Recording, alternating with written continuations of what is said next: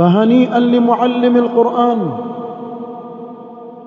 pongezi kubwa kwa kila mwalimu anayesomesha kitabu cha Allah subhanahu wa ta'ala. Ahlul Quran ahlullahi wa khassatuh. عن أنس بن مالك رضي الله عنه قال قال رسول الله صلى الله عليه وسلم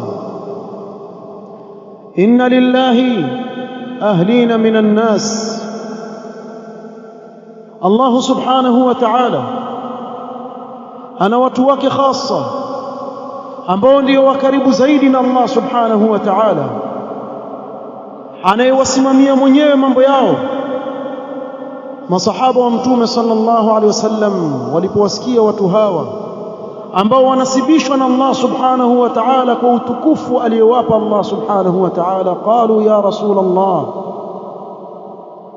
man hum ahlullahi minan nas, ni nani hao watu wa Allah subhanahu wa ta'ala kati yetu sisi, ni nani hao? Faqala sallallahu alayhi wasallam ahlul Quran hum ahlullahi wa khassatuh.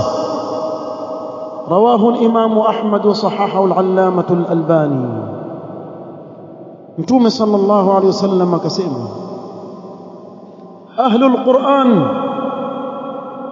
ni watu wa Qur'an, wanaoisoma Qur'an wakaizingatia na kuitendea kazi Qur'an. Hum ahlullahi wa khassatuh, hao ni watu wake yeye Allah subhanahu wa ta'ala, tena watu wale wa khassa kabisa. Huu ni utukufu mkubwa Allah subhanahu wa ta'ala aliyowapa wale wanaokihifadhi kitabu cha Allah na wanaokithirisha kukisoma kitabu cha Allah subhanahu wa ta'ala, wakakizingatia na kukitendea kazi. Ibadallah,